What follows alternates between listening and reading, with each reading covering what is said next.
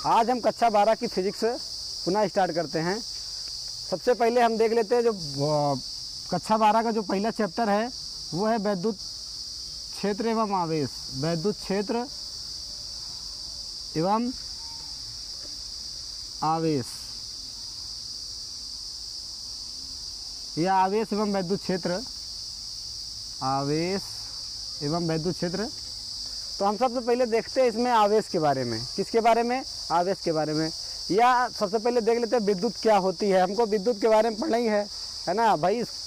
पिछली कक्षाओं में आप कुछ पढ़े होंगे, जैसे कक्षा 10 में आपने कुछ पढ़ा है विद्युत के बारे में कि विद्युत क्या होती है। सबसे पहले विद्युत के बारे में जानते हैं, क्या होता है विद्युत, इलेक्ट्रिसिटी, है ना। इलेक्ट्रिसिटी क्या होती है इसके बारे में हम जान लेते हैं। भाई इलेक्ट्रिसिटी क्या है? एक प्रकार की ऊर्जा है। क्या है? एक प्रकार की ऊर्जा है। जैसे प्रकाश क्या है? प्रकाश भी एक प्रकार की क्या है? ऊर्जा है ना, जो स्वयं दिखता नहीं है और बल्कि वस्तुओं को क्या करता है, दिखाने में सहायता प्रदान करता है। वैसे क्या है, विद्युत एक प्रकार की ऊर्जा है। इससे क्या करते हैं हम, अपने भिन्न भिन्न कार्य करते हैं। जैसे पंखा चलता है, एसी, कूलर, फ्रिज।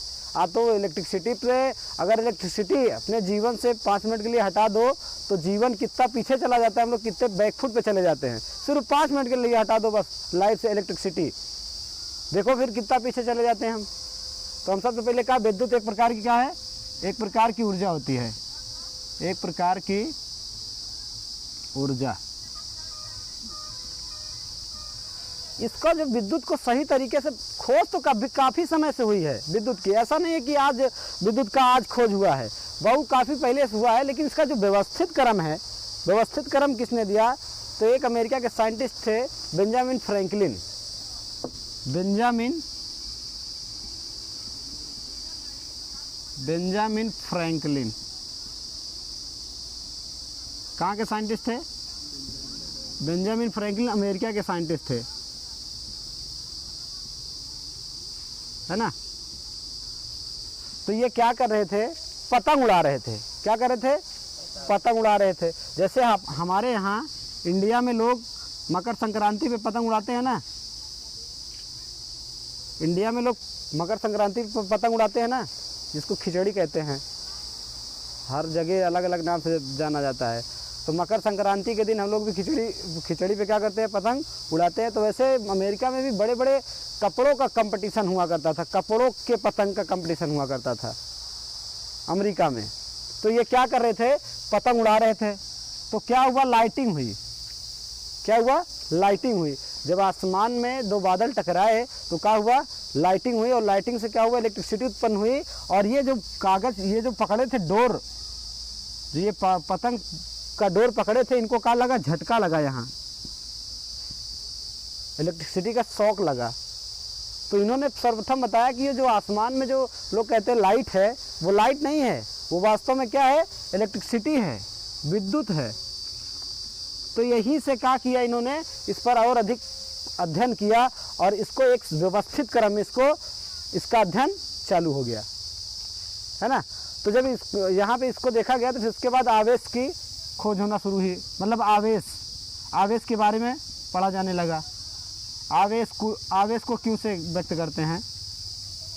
आवेश का जो है यहाँ से फिर निकल कर शब्द आया। तो आवेश के खोजकर्ता जो माना जाता है, यूनान के साइंटिस्ट हैं, दार्शनिक हैं, थेल्स को श्रेय दिया जाता है कि ये जो आवेश का नाम दिया किन्होंने दिया? थेल्स ने दिया। आवेश को अंग्रेजी में चार्ज कहते हैं। क्या कहते हैं? चार्ज कहते हैं। तो इसमें देखा गया कि आवेश में यहाँ पे वैज्ञानिकों ने यहाँ पे अध्ययन करना जब स्टार्ट किया तो एक क्या लिया? कांच की छड़ लिया और एक दूसरी कांच की छड़ लिया।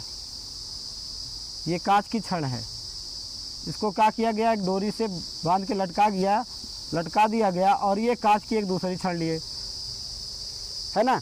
इसको क्या किया? बिल्ली की खाल से रगड़ कर क्या किया? इसके पास जब लेके आए तो देखा कि इसमें क्या हो रहा था? प्रतिकर्षण हो रहा था। क्या हो रहा था?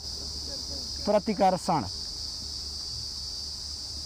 फिर बहुत सा रिसर्च चल रहा था। फिर एक दूसरी छड़ लिए और कांच की ये जो है छड़ लगाए रहे और अब की बार का लिए एबोनाइट की छड़। किसकी छड़? एबोनाइट एक पदार्थ होता है। एबोनाइट की छड़ लिया और ये कांच की छड़। जब इसको पास में लेके आए तो देखा इसमें आकर्षण हुआ, आकर्षण, है ना। तो इसमें ये नहीं पता चल पा रहा था भाई, इसमें प्रतिकर्षण हुआ, इसमें आकर्षण हुआ, इसमें ये नहीं पता चल पा रहा था कौन पॉजिटिव है कौन निगेटिव है। भाई इसमें ये हुआ कि ये इसको क्या कर रहा था, प्रतिकर्षित कर रहा था, ये इसको क्या कर रहा था, आकर्षित कर रहा था। इसमें ये नहीं पता चल पा रहा था कि कौन सा क्या है, कौन सा भाई पॉजिटिव है कौन सा निगेटिव है। तो इसके आधार पर इन्होंने क्या दिया, वैज्ञानिकों ने क्या दिया, इलेक्ट्रॉन उत्पत्ति का इलेक्ट्रॉनिक सिद्धांत, है ना, इलेक्ट्रॉनिक सिद्धांत दिया,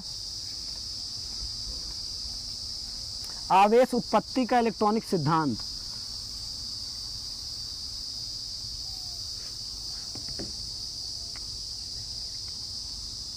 आवेश उत्पत्ति का इलेक्ट्रॉनिक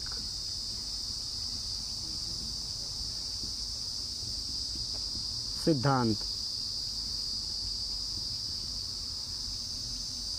फिर यहाँ से आवेश उत्पत्ति का इलेक्ट्रॉनिक सिद्धांत दिया इन्होंने। कैसे दिया, दो पदार्थ लिए भाई, जो केंद्र में होता है प्रोटॉन होता है और परिधि पे क्या होता है, इलेक्ट्रॉन होता है ना। केंद्र पे क्या होता है प्रोटॉन और परिधि पे क्या होता है इलेक्ट्रॉन। ये दोनों को क्या किया, आपस में घर्षण कराए। क्या कराए, घर्षण। घर्षण क्यों कराए, उन्होंने जब देखा कि जब दो बादल आपस में टकराए थे, घर्षण हुआ था ना, वहां से क्या हुई थी, इलेक्ट्रिसिटी उत्पन्न हुई थी। तो यहाँ पे क्या किया गया, एक दूसरे पदार्थ को घर्षण कराया गया। तो देखा गया कि इसमें का कुछ इलेक्ट्रॉन निकल कर इसमें गया, तो इसमें का इलेक्ट्रॉन जब निकल कर इसमें गया तो इसको क्या कहा गया, ये पॉजिटिव। भाई जो देगा, जिसके पास पैसा रहेगा भाई तो देगा, तो वो क्या है, धनी है, मतलब धनात्मक है। तो ये क्या हो गया, इसको धनात्मक आवेश। आवेश यहाँ से फिर दो प्रकार का निकल कर आया, एक धनात्मक आवेश और एक होता है ऋणात्मक आवेश। ऋणात्मक आवेश, इसको निगेटिव है ये, है ना। तो यहाँ से क्लियर हुआ कि कौन सा पदार्थ धनात्मक है और कौन सा ऋणात्मक है। तो धनात्मक में क्या हुआ, धनात्मक में ये वाला देखो भाई, जो इलेक्ट्रॉन को त्याग रहा है वो क्या हो रहा है, धनी हो रहा है, उसके पास ज़्यादा है तो वो दे रहा है, और इसके पास कम है तो ये क्या कर रहा है, इलेक्ट्रॉन को ग्रहण कर रहा है ना। फिर यहाँ से इलेक्ट्रॉन का जो इलेक्ट्रॉन पर आवेश जो होता है, इलेक्ट्रॉन पर आवेश होता है 1.6 × 10⁻⁻19 कूलाम, है ना। आवेश का जो मात्रक होता है क्या होता है, कूलाम। और जो प्रोटॉन पर आवेश होता है वो भी इतनी होता है, बट क्या होता है, वो पॉजिटिव होता है, यहाँ पे कूलाम, इतने कूलाम आवेश, है ना। दोनों का इलेक्ट्रॉन प्रोटॉन का आवेश सेम टू सेम होता है, सिर्फ फर्क ये होता है, ये माइनस में होता है और ये प्लस में होता है, बस। तो ये आवेश उत्पत्ति का इलेक्ट्रॉनिक सिद्धांत है। क्या किया गया, घर्षण कराया गया, है ना, जिसको कहते हैं आवेशन। क्या कहा जाता है, आवेशन। घर्षण को ही क्या कहा जाता है, आवेशन। तो ये जो है घर्षण के माध्यम से एक इलेक्ट्रॉन जब इस से इलेक्ट्रॉन इसमें गया तो इसमें बताया गया कि ये धनात्मक और ये क्या है, ऋणात्मक आवेश है। फिर बताया गया कि आवेश जो होता है, आवेश का क्वांटीकरण, क्या, आवेश का क्वांटीकरण। बताया गया कि आवेश जो होता है वो भैया कुल मिला के एक पूर्ण संख्या के रूप में होता है। किसके रूप में होता है, एक पूर्ण संख्या के रूप में होता है।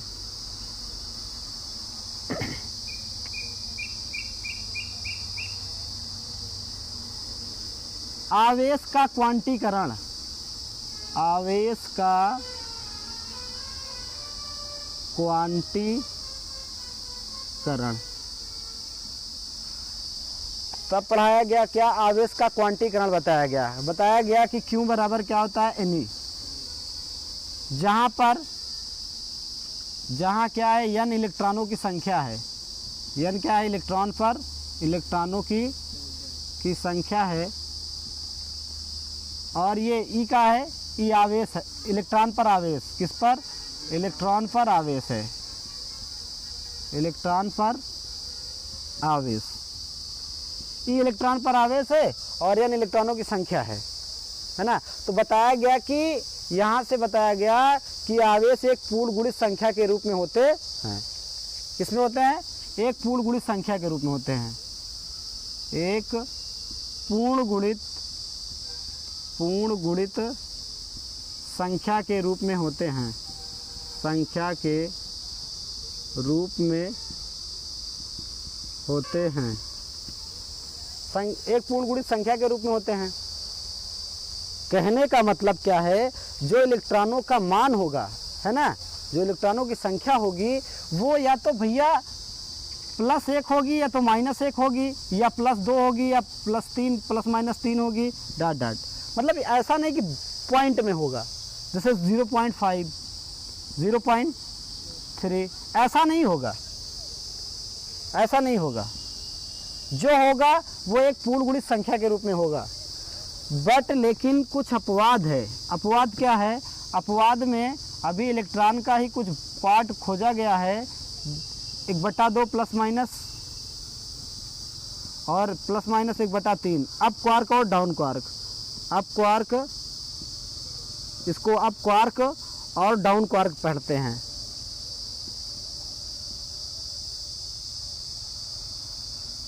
ये अपवाद स्वरूप है ना, कि ये क्या है भाई, 1 ± 1/2, 1/2 मतलब 0.5 हो गया ना, यहाँ से भाग करेंगे 2/3 है, 2/3 है, इसको भाग करेंगे तो ये भी पॉइंट में आएगा ना। अब देखो ये पूर्ण गुणित संख्या के रूप में नहीं है ना, ये क्या हो गया, अपवाद हो गया। तो ये बनता है, ये मतलब ये चीज़ें क्या है, ये चीज़ें आप देखो तो पॉइंट में आ गई ना, ये अपवाद स्वरूप हो गया। इसके पहले क्या बताया कि इलेक्ट्रॉन जो होते हैं पूर्ण गुणित संख्या के रूप में होते हैं, बट यहाँ देखो यहाँ पे पॉइंट में आ रहा है ना, अप क्वार्क डाउन क्वार्क, ये तो थोड़ा सा है ना। तो इस तरीके का क्या है कि ये अपवाद है। अब हम यहाँ देख लेते हैं एक कूलाम आवेश में कितने इलेक्ट्रॉन होते हैं।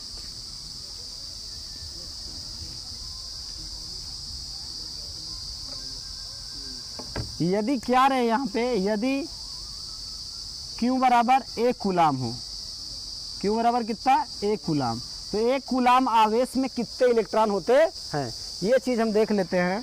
तो Q बराबर यहाँ पे 1 रखते हैं और N E का मान कितना है, 1.6 × 10⁻⁻19 है ना, और यहाँ से N का मान निकालेंगे तो ये हो जाएगा 1/1.6 × 10⁻⁻19।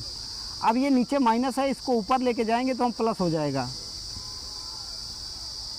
और ये हो गया 1.6, ये पॉइंट हटाएंगे और यहाँ पे क्या हो जाएगा 10।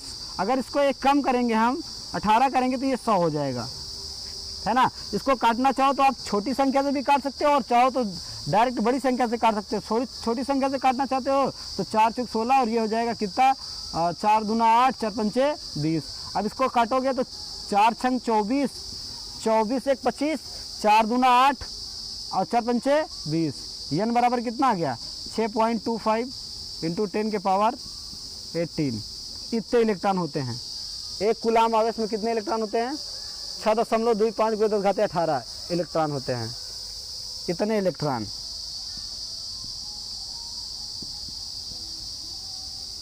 ये क्या है, आवेश उत्पत्ति का, सॉरी आवेश का क्वांटीकरण है कि आवेश एक पूर्ण गुणित संख्या के रूप में होता है। अब हम बात करते हैं वैद्युत क्षेत्र की।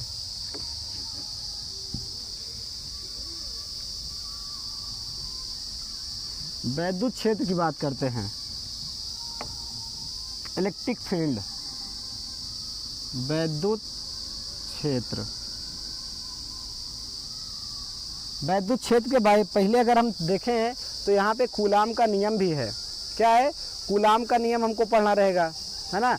जैसे कहा जाता है कि ब्रह्मांड में, जैसे एक कहा जाता है, न्यूटन ने बताया कि ब्रह्मांड में जितने भी पदार्थ हैं वो एक दूसरे को क्या करते हैं, तो आकर्षित करते अथवा प्रतिकर्षित करते हैं। वैसे कूलाम के नियम में है कि जो सजाती ध्रुव होते हैं, सजाती जो आवेश होते हैं उनमें क्या होता है, आकर्षण प्रतिकर्षण, और जो विजातीय होते हैं उनमें क्या होता है, आकर्षण होता है। तो ये ठीक इसी तरीके का है, बिल्कुल ठीक इसी तरीके का है। तो हम वैद्युत क्षेत्र देख लेते हैं। जैसे ये कोई आवेश है, ये कोई धनात्मक आवेश है सपोज दैट, तो इसके चारों ओर का वह क्षेत्र जहाँ तक इलेक्ट्रिसिटी का कोई अनुभव करता है ना, इलेक्ट्रिसिटी जहाँ तक इलेक्ट्रिसिटी का अनुभव होता है वो क्या कहलाता है, वैद्युत क्षेत्र। ये सपोज दैट इसका इतना दायरा है, ये क्या कहलाएगा, वैद्युत क्षेत्र। आवेश के चारों ओर का वह क्षेत्र जहाँ तक इलेक्ट्रिसिटी का अनुभव होता है क्या कहलाता है, वैद्युत क्षेत्र कहलाता है। यही वैद्युत क्षेत्र है। तो ये वैद्युत क्षेत्र, तो यहाँ पे हम देखेंगे कूलाम का नियम, अब हेडिंग ये वाला डाल दिए थे तो सोच रहे हैं, अब देखते हैं कूलाम का नियम क्या है। कूलाम का नियम कथन यहाँ पे लिखना पड़ेगा आपको इस कूलाम का कि क्या उन्होंने कहा है ना। पूरा शब्द सा जो कथन है उसको आपको लिखना पड़ेगा। अभी देखो क्या नियम दिए हैं उन्होंने कूलाम ने, तो हम देखते हैं। कूलाम ने बताया कि इस वायु निर्वात में, कहाँ पे, वायु निर्वात में दो आवेश यदि रखे हों तो उनके बीच लगने वाला आकर्षण अथवा प्रतिकर्षण बल, सपोज दैट ये Q1 आवेश है और ये Q2 आवेश है और इनके बीच की दूरी सपोज दैट क्या है, R है ना। सपोज दैट का मतलब माना, यहाँ करके लिखोगे कि माना दो बिंदु आवेश Q1 व Q2 R दूरी पर रखे हुए हैं। लिखो या ना लिखो कोई बात नहीं, कोई दिक्कत नहीं, लेकिन आपको नीचे लिखना ही पड़ेगा कि इसको भाई माना जा रहा है ना। सपोज दैट कि कोई बिंदु आवेश, ये तो आपको इतना दिख रहा है, इतना दूर दूर है ना, इतना दूर दूर, मतलब ये तो बताने के लिए प्रैक्टिकली ये इतना बहुत दूर दूर हैं, जबकि ये बहुत पास पास होते हैं, है ना। ये बहुत पास पास होते हैं, ये तो समझाने के लिए इतना दूर दूर रखा जाता है। तो कूलाम ने क्या बताया, उनका कथन है ये सीधा, उन्होंने बताया कि इन दोनों के बीच जो लगने वाला बल होता है दोनों आवेशों के गुणनफल के अनुक्रमानुपाती होता है। पहली बात, जो पहला कंडीशन है इनका क्या है, ये दोनों आवेशों के गुणनफल के अनुक्रमानुपाती होता है और बीच की दूरी के वर्ग के व्युत्क्रमानुपाती होता है। जो इलेक्ट्रिक फोर्स लगता है वो क्या होता है, इन दोनों आवेशों के गुणनफल के अनुक्रमानुपाती। मतलब कहने का कि जितना आवेश बढ़ाओगे उतना बल आपको अधिक लगेगा, जितना आवेश की मात्रा अधिक करोगे उतना क्या होगा, बल उतना अधिक बढ़ेगा। यहाँ कहने का ये सेम टू सेम ये मतलब है कि अगर आप आवेश बढ़ाओगे तो ये डायरेक्टली प्रभावित होगा, उतना अधिक बल लगेगा उन दोनों के बीच में, आवेशों के बीच में, है ना। दूरी जितना कम करोगे, दूरी जितना अधिक करोगे, बल उतना कम लगेगा। तो ये है। यहाँ पे देख लेते हैं हम समीकरण 1 व 2 से। समीकरण 1 व 2 से, तो समीकरण 1 व 2 से हो जाएगा यह proportional to Q1 Q2 upon R square, Q1 Q2 upon R square. इस प्रोपोर्शनल टू को हटाने के लिए एक नियतांक दिया उन्होंने K, Q1 Q2 upon R square. और सीजीएस पद्धति में, किस पद्धति में, सीजीएस पद्धति में K का मान उन्होंने 1 दिया। सीजीएस पद्धति में K का मान 1 दिया, तो यहाँ से क्या हो जाता है, F बराबर हो जाएगा आपका Q1 Q2 upon R square इतना डाइन। क्योंकि सीजीएस पद्धति में बल का मात्रा क्या होता है, डाइन होता है। लेकिन जो एमकेएस पद्धति में दिया, एमकेएस या एसआई प्रणाली में, एसआई सिस्टम में उन्होंने K का मान क्या दिया, 1/4 पाई एप्सिलॉन नॉट। इसको क्या पढ़ते हैं, इसको पढ़ते हैं एप्सिलॉन नॉट, एप्सिलॉन नॉट। इसका जो मान होता है एप्सिलॉन नॉट का होता है 8.85 गुणे 10 की घाते -12। ये एप्सिलॉन नॉट का मान है। तो यहाँ से एप्सिलॉन नॉट का मान निकल के आता है। तो अब ये पूरा हम मान यहाँ पे रख देंगे, तो ये हो जाएगा F बराबर 1/4 pi epsilon not into Q1 into Q2 upon R square. ये क्या हो जाएगा, इतना न्यूटन हो जाता है। अब ये भाई एमकेएस पद्धति में बल का मात्रा क्या होता है, न्यूटन होता है। और उन्होंने इसका मान दिया 1/4 पाई एप्सिलॉन नॉट का मान दिया 9 गुणे 10 के घाते 9। ये हो जाता है न्यूटन मीटर स्क्वायर प्रति coulomb square, newton metre square प्रति कूलाम स्क्वायर। और इसका मात्रक हो जाएगा यहाँ से इसका मात्रक हो जाएगा कूलाम स्क्वायर प्रति न्यूटन मीटर स्क्वायर। ये इसका मात्रक एप्सिलॉन नॉट का और ये इसका मान है 1/4 पाई एप्सिलॉन नॉट का मान कितना होता है, 9 गुणे 10 घाते 9 न्यूटन मीटर स्क्वायर प्रति कूलाम स्क्वायर। ये क्या है भैया, ये इसका मात्रक है। तो ये चीज़ देख लो, कूलाम के नियम में जो है क्या बताया इन्होंने कि निर्वात या वायु में, ये किसके लिए दिया है? निर्वात या वायु के लिए, निर्वात या वायु। निर्वात या वायु के लिए क्या दिया है कि इन्होंने बताया निर्वात या वायु में रखे दो, निर्वात या वायु में रखे दो आवेशों के बीच लगने वाला बल उनके गुणनफल के अनुक्रमानुपाती तथा बीच की दूरी के वर्ग के व्युत्क्रमानुपाती होता है। यही कूलाम का नियम है, इससे ज़्यादा कुछ नहीं है। कुछ इनकी सीमाएं हैं वो हम बता दे रहे हैं कि कहाँ पे कूलाम का नियम लगता है, कहाँ पे नहीं लगता है। क्या बताया कि निर्वात या वायु में का, निर्वात या वायु में रखा दो आवेश, निर्वात या वायु में रखे दो आवेशों के बीच लगने वाला जो बल होता है उन दोनों आवेशों के गुणनफल के अनुक्रमानुपाती तथा बीच की दूरी के वर्ग के व्युत्क्रमानुपाती होता है। ये कूलाम का नियम है। कूलाम के नियम की सीमाएं क्या हैं, ये चीज़ देख लेते हैं हम। कूलाम के नियम की सीमाएं, तो कूलाम के नियम की सीमाएं क्या है ये चीज़ देख लेते हैं भैया। पहला नंबर क्या है? निर्वात या वायु में होना चाहिए। दोनों आवेश किस में रखे होने चाहिए? निर्वात या वायु में। दूसरा नंबर क्या है कि इनके जो बीच की दूरी होनी चाहिए 10⁻⁻15 मीटर से अधिक नहीं होनी चाहिए। ये चीज, ये सब कंडीशन है। और जो आवेश होने चाहिए, आवेश क्या होने चाहिए? बिंदु आवेश होने चाहिए।